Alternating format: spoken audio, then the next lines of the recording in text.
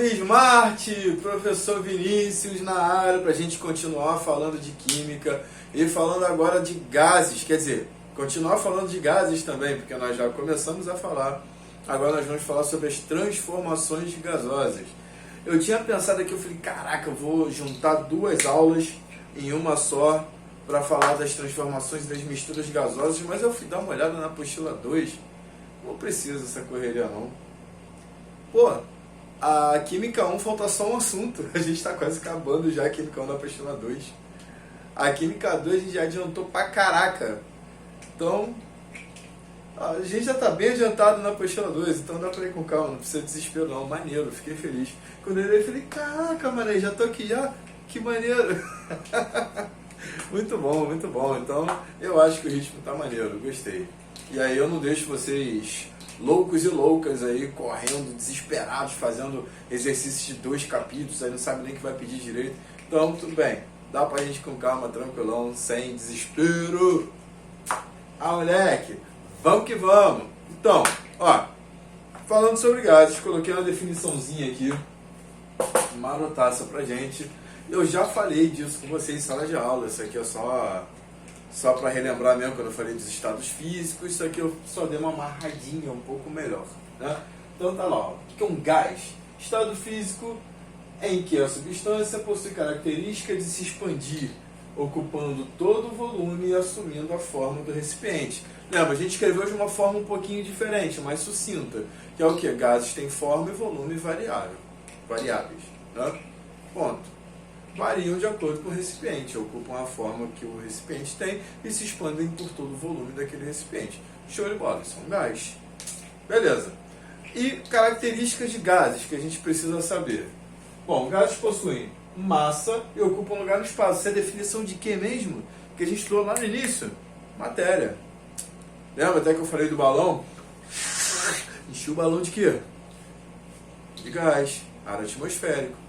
Então, ar é matéria, gases são matéria. Claro, gases são compressíveis. O que é ser compressível? Ora, eu posso diminuir o volume dele através de uma pressão. Por exemplo, se eu tenho um recipiente aqui com gás dentro dele, eu posso pegar um êmbolo e ir empurrando esse gás e comprimindo. Eu posso apertar ele, diminuir o volume dele, exercendo uma pressão. A gente vai trabalhar com isso, inclusive, nessa matéria. Então, eles são compressíveis. E exercem pressão. Então, o que seria uma pressão exercida por um gás? Olha, os gases, a gente já falou que quando... Até em ligações intermoleculares, lembra? Que quando eu tenho um gás, é que essas moléculas já arrebentaram a ligação. Estão completamente livres, agitadas, indo para tudo quanto é lugar, lembra? Uma agitação danada lá, a interação entre as moléculas é muito pequena. Não quer dizer que não exista, é muito pequena.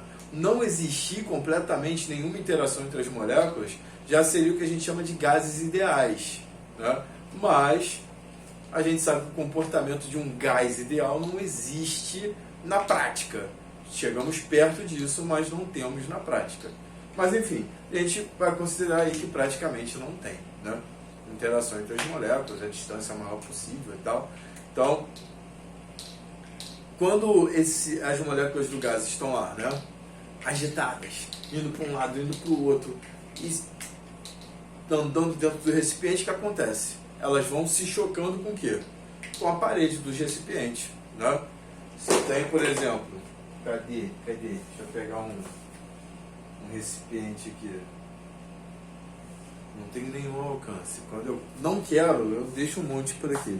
Agora que eu quero, aqui, pronto. Esse recipientezinho aqui, ó. Prontinho. Aí, então tem um gás aqui dentro. Aqui dentro tem ar atmosférico, que é um gás. E as moléculas estão batendo aqui na parede, vem vão batendo aqui na parede. Então é óbvio que né? Então a gente conclui que esses choques das moléculas dentro desse recipiente é o que a gente chama de pressão, beleza? A gente considera a pressão gasosa com a frequência e intensidade dos choques na parede dos recipientes que o contém. Beleza? É isso que nós chamamos de exercer pressão. São as moléculas batendo lá no recipiente. Pá, pá, pá, pá, pá. Quanto maior a pressão, quanto maior a frequência e a intensidade desses choques nas paredes. Show de bola. Bom, e os nossos gases, eles vão ser descritos de acordo com essas variáveis de estado, que a gente chama de variáveis de estado. O que são essas variáveis de estado? Vamos lá. O que vai influenciar em como o nosso gás vai estar nessas transformações gasosas. A primeira variável é a temperatura, porque a gente já falou sobre isso, né? Que temperatura mede o quê? Grau de agitação. A gente fala isso o tempo todo, para falar a verdade, né? Mede grau de agitação, temperatura mede grau de agitação. Então, óbvio, se o gás é o estado que as moléculas estão mais livres, mais agitadas. Quanto maior a temperatura, maior a agitação lá dentro. E claro, maior a pressão. Então, a temperatura vai variar nessa descrição do meu gás. E aí o que acontece? Nós vamos usar a temperatura em kelvins. Por que normalmente a gente usa a temperatura em kelvins? Porque o que acontece? Kelvin, a temperatura Kelvin é a escala termodinâmica. Ou seja, ela leva exatamente em conta o grau de agitação. Ou seja, no 0 Kelvin, que é a menor temperatura que pode existir, é quando está tudo o quê? Parado.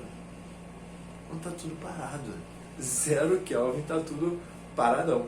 E aí, quando você vai aumentando 1 Kelvin, 2 Kelvin, o grau de agitação vai aumentando. Então, ela pega exatamente o grau de agitação. Então, deu a temperatura em graus Celsius, a gente vai e transforma para Kelvins. E transformar Celsius para Kelvin é só somar 273. Beleza? Show de bola. O que mais?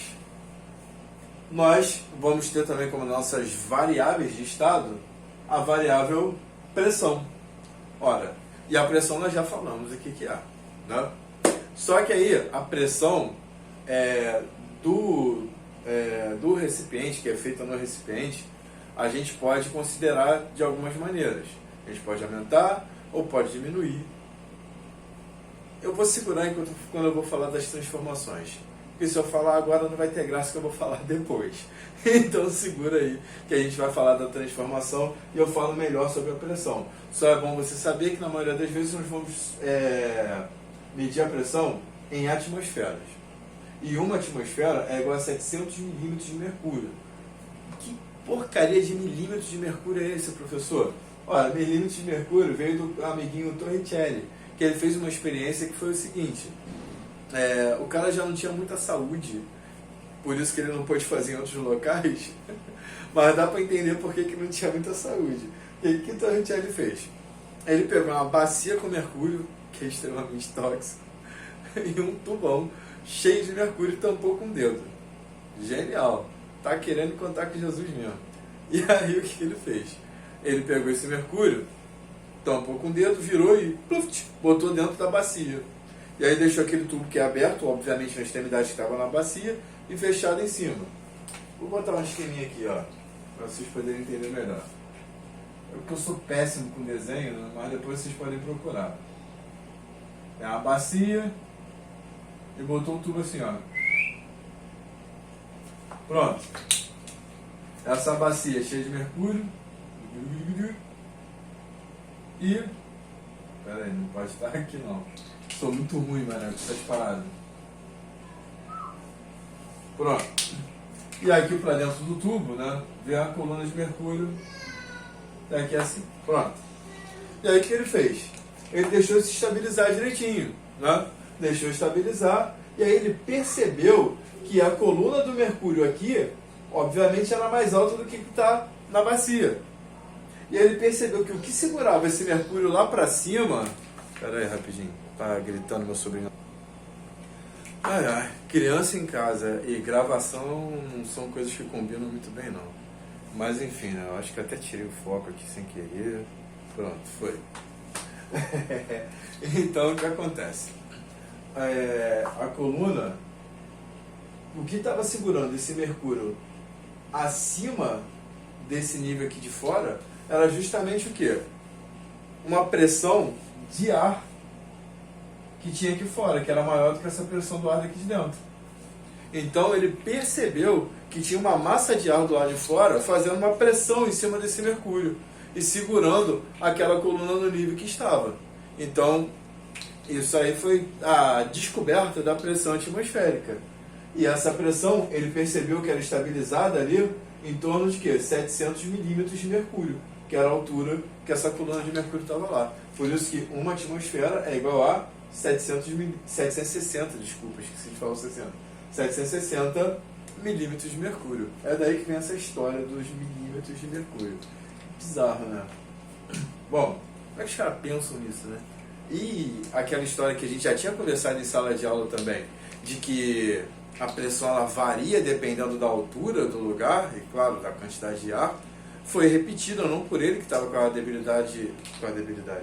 a saúde debilitada, mas com outras pessoas que foram delegadas por ele para ir para o alto de uma montanha lá na França de 1.500 metros de altura, se eu não me engano, e fizeram o mesmo experimento e viram que, obviamente, essa altura variava, então a pressão atmosférica realmente varia dependendo da altura. Beleza? Show! E por fim, a outra variável de estado é o volume, né? O volume, obviamente, aqui vai depender do recipiente, já falamos isso, mas só tem uma coisinha que eu gostaria que vocês lembrassem. Né? Muita gente não lembra, mas quando a gente falar de decímetros cúbicos, vamos estar falando de litro. 1 decímetro cúbico é igual a 1 litro. E quando nós falarmos de centímetros cúbicos, nós vamos estar falando de mililitros. 1 centímetro cúbico é igual a 1 mililitro. Bom, então agora eu vou fazer a minha pausa aqui para poder apagar o quadro e a gente continuar. Vamos! Prontinho! Vamos lá! Caraca, eu acho que ficou meio embaçado, né? Depois que eu apertei aqui. Impressão minha. Acho que não. Sei lá, mano. Acho que não. Vamos lá. Então, vamos falar diretamente dessas transformações e da relação entre essas variáveis de estado. Pressão, volume e temperatura. Bom, nós temos a formulinha aqui, né? Tem muita gente que grava como PVT Pov-Otó. Eu inverto, eu falo Pov-Otó PVT. Por quê? Porque os caras botam, PI, para ser PVT, bota I em tudo. PI, VI, TI. Só que cadê o O dessa bagaça aqui? Aí eu boto o zero, primeiro porque zero é de inicial, né? Então fica Pov-Otó e PVT fica de final, né? É igual lá na física, lá. V0 é a velocidade inicial e o V é o final. Então eu boto assim, mas aí é de cada um. Beleza. Famoso Pov-Otó PVT.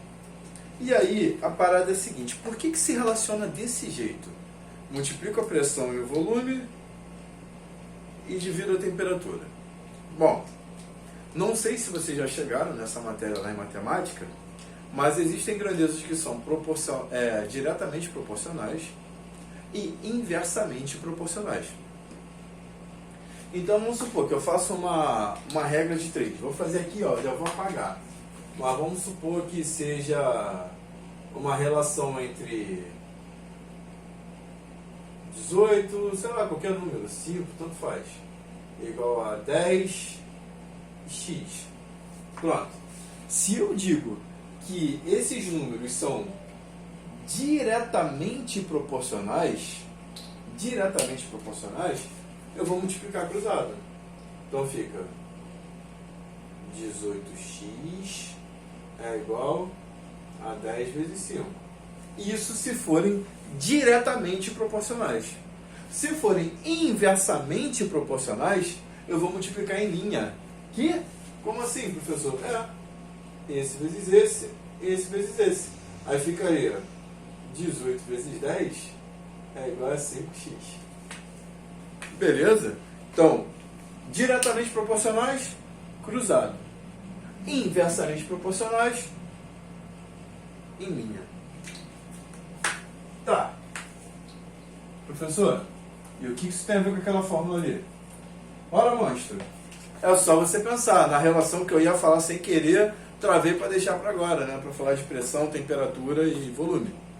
Ora, Então vamos supor, eu tenho um recipiente, um volume de gás, e tem um êmbolo móvel nele.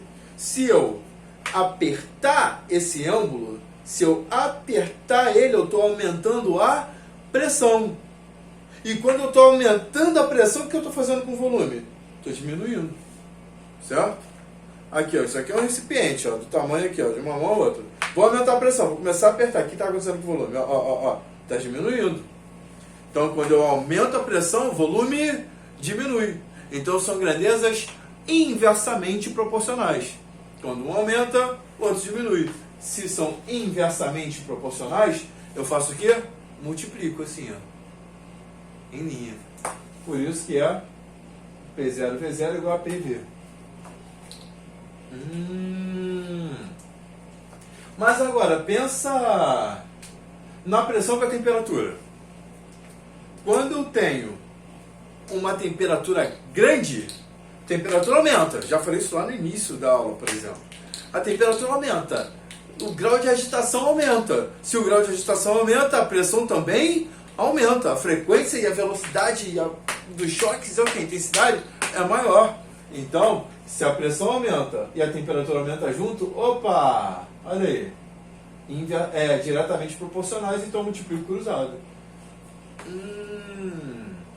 E para finalizar a minha fórmula, o volume é a mesma coisa que a temperatura.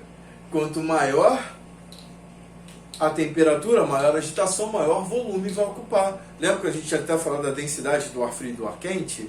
Quanto maior a temperatura, maior o volume ocupado pelo gás. Então tá lá, ó.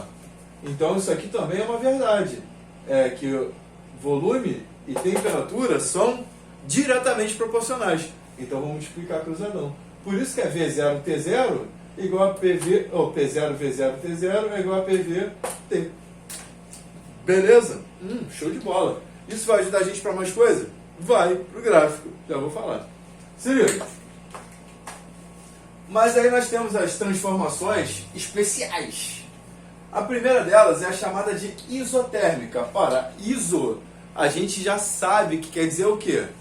Igual. E aqui o nome já está gritando. Isotérmica. Quem está igual aqui? Temperatura.